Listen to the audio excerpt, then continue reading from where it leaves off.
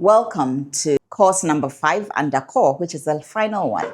Have we been helpful to you at all? We would like to know. Please leave us a comment and do share as wide as you possibly can so that we can continue to give you these courses. If there's any particular course that you wish that we would have handled, but you haven't heard yet, you may want to write it down as well. And when we're done with the teacher transformation program and you still do not hear it, you can send us a message to ask@leaderfreak.org so that we will be able to think through that course, develop it, and bring it back to you as a gift. So thank you very much for being here. Course number 5 is Mastering Time and Energy for Impact and Balance. Every morning before you open your eyes, God deposits a gift into your life's bank account.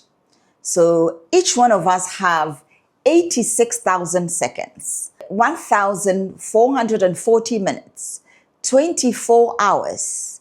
The rich, the poor, the teacher in the city, the teacher in the village, all of us receive the same deposit. The question is, how do you spend the 24 hours? How are you going to spend this 1,440 minutes that you have been granted? Will you waste it? Will you invest it in purpose? Or would you simply allow it to pass you by? Welcome again to Mastering Time and Energy for Impact and Balance. By the end of this session, we believe that we would help you to understand the difference between time and energy, identify where your time and energy goes each day, learn practical tools to protect and renew your energy, design a daily rhythm that fuels your teaching, purpose, and well-being. Let us begin with time and energy, the two currencies of life. Most people say that I do not have time. They believe that they lack time. In fact, today we want to question that narrative and tell you that what you really do lack is energy, not time. Time is fixed. We all have 24 hours. You cannot have any more. Energy is variable. It depends on your sleep, your emotions, what you're feeding yourself, your focus, your purpose. And we've done a number of this under the self-care and management course. Think of time as a currency and energy as a purchasing power, right? Imagine two teachers, each with 2 hours to mark assignments. One is well refreshed and focused. They finish in 45 minutes. The other is drained and distracted. They take twice as long to complete the task. Same number of hours, different energies to tackle the assignment, right? A Harvard Business Review found that productivity drops sharply after 90 minutes of continuous work without rest. Energy, not time, determines your output. Therefore, after every 90 minutes, you can take a little break and come back. When during the day do you feel most energized? Is it morning? Is it afternoon? Is it evening? This is the time to do your high impact work, your most productive work, because this is your prime time.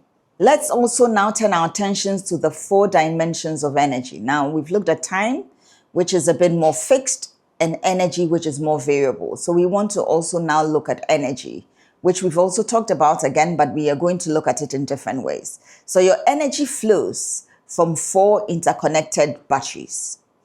To sustain impact, all of these 4 dimensions must be charged regularly. See how most of us do not want our phone batteries to go down beyond a certain level. Again, it's physical, emotional, mental, spiritual. We looked at this earlier, but we're looking at it again in a different dimension.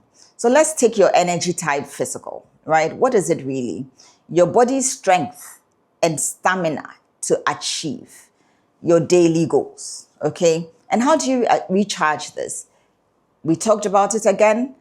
You are sleeping between 6 to 8 hours. You're eating well and you're moving daily. So you're either dancing, you're exercising, you're stretching, whatever it is, you want your body to keep moving, okay? Then we're looking at emotional energy type. Your ability to stay calm, grateful, and connected in spite of what is happening around you. How do you recharge this? You practice gratitude.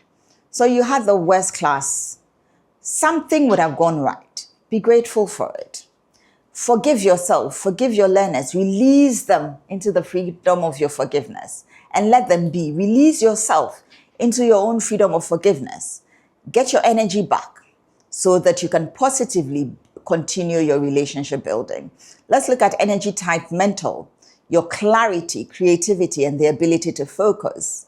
Again, we talked about journaling, taking short breaks, breathing, and you can schedule breathing on your phone so that after every 90 minutes, you can take 10 deep breaths. Take a little break, read, walk around, dance a little bit, laugh out loud for no particular reason, and learn something new. Spiritual, which is the fourth energy type, your senses of purpose and alignment. It is important. We all have a higher purpose. We all have and subscribe to a higher being. Reflect, try and anchor to that being through reflection, prayer, meditation, serving others, mentoring others. These are some of the ways that you can help build these energy types. Again, let's create an energy toolkit as we did create the care toolkit as well. As you know already, we've talked about this, you cannot pour from an empty cup. So take a moment to build your energy toolkit so that you can fill this consistently and be able to serve from this overflow every single day of your life. How do you manage time and make every second count? Time is more precious than money. Lose money and you can earn it back. Lose time and it's gone forever. That's why intentional living is critical. As the saying goes, yesterday is history, tomorrow is a mystery, but today is a gift. This is why it is called the present. What are you going to do with today? The 4-time quadrants. You can research and Google Stephen Covey's 4-time quadrants, a simple but powerful tool for self-management and time management as well.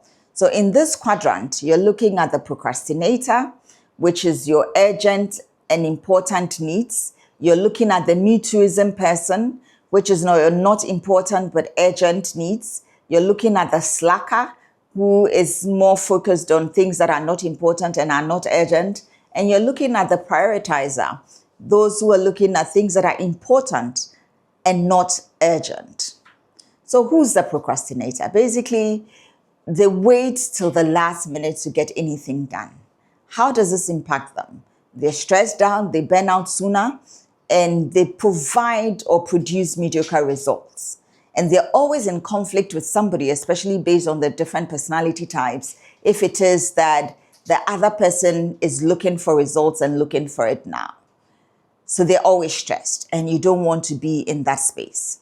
The Me Too person, what does it mean? They say yes to everybody and everything. They're constantly busy, but rarely progressing. It actually sounds like majority of us, right? A number of us are so busy, and yet at the end of the day, we are unable to show results of our business. So what are you busy doing? The slacker, it spends a lot of time on distractions. They waste their potential basically because they're always distracted. And so it is with most of us now. Our phone keeps beeping, ping, ping, ping, ping, ping, and then notifications all day long. And we're on our phones and we're on this and we're talking and we're answering to everybody else's priority but ours. That's the slacker, wasting their potential away. How do you buy this back? Then we have the prioritizer who plans ahead, does first things first. They're calmer, they're more productive, and even in challenging situations, they're able to think quickly on their feet and are more effective with their solutions that they profess. Which quadrant describes you most? A Common Sense Media in 2020 report found that the average young person spends about 7 hours and 38 minutes daily on entertainment media, over 53 hours per week. Where are your hours going to? Take a moment to think through this. We call you this time, I'm going to start giving you assignments. And in our assignments, we call it the gem step. Look at me giving the teacher an assignment. So in this particular gem step, what we want you to do is do a time audit. So take a sheet of paper, have a 24-hour calendar. And in that 24-hour calendar, you're going to try and track every hour spent of your day for 1 week. And pay attention to where you're putting most of your time. Is it towards the goals that you want to achieve? Or is it towards the distractions that you do not want? Identify your 4 time thieves, your most critical time thieves. Is it social media scrolling? Is it gossiping? Is it overcommitment? Is it poor boundaries where you're saying yes to everybody and therefore taking care of everyone but you? Replace them with intentional actions that feed your purpose and your goals for life. I hope that helps. Then we're going to look at the energy equation as well, which is basically your focus, your energy, and excellence. Where your focus goes, your energy flows. And where your energy flows, results grow. Energy follows attention. If your attention is scattered, your energy is wasted. Focus it, direct it, protect your energy with everything that you have. And some of the simple strategies you can put in place, again, is to practice the Pomodoro technique. You do the 90 minutes work, you take a break. You do 25 minutes, you take a break. You know yourself. So do that which works best with your energy, okay? Batch task. So for example, you have a meeting in town. If possible, make sure that you can have 4 meetings in town, come back to your station. Therefore, you don't have to go back every single day to do something else within the same space. So batch them up. Plan weekly. Spend Sunday evenings setting 3 simple critical goals, okay? And say no. Learn to say no. Too many of us just say yes and yes and yes and yes. And it's not helping us, but we keep doing it. So learn to say no until no becomes your default response to everything. Not every single request deserves your attention. So pay attention to that, okay? Now, how do you build a renewed mindset in the space of managing time and energy? Majority of people, as we said earlier, says, I don't have time, but we all have the same 24 hours. Oprah Winfrey has same, Nelson Mandela had same, every teacher has same, I have the same. The difference lies in the energy alignment and purpose, okay? So to thrive, remember these truths.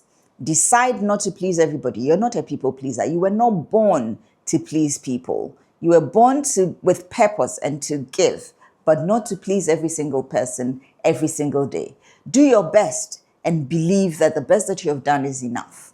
Ask for help when you need it. Focus on progress, not perfection. It's important that you do that. Don't watch the clock. Do what it does. Keep moving, as Sam Lewison has suggested. So teaching is emotional labor. Every lesson, every student, every day draws from your energy bank. You cannot give what you do not have. Before you step out of bed each morning, ask yourself, what is the best utility of my 86,400 seconds? How am I investing them in greatness, in myself, my learners, my purpose? Because your students or your learners don't just need your lesson plans. They need the best version of yourself. And that best version of yourself will only come when you manage your time and guard your energy. You've just completed Mastering Time and Energy for Impact and Balance. Remember, time is fixed, energy is renewable. When your focus aligns with your purpose, your energy multiplies. When your energy multiplies, your teaching transforms. Thank you for joining us on this course on time and energy management under the pillar of core, which is one of the pathways under the person of the teacher. Let us know how we have been helpful to you. We will see you in the next course under the person of the teacher character. Until next time, remember, we're here to cheer you on to greatness. We would love, absolutely love for you to love the course, share it, leave a comment, and tell us what you'd like to hear next. Until we see you again, we wish you all the best, and we'll see you in the next course.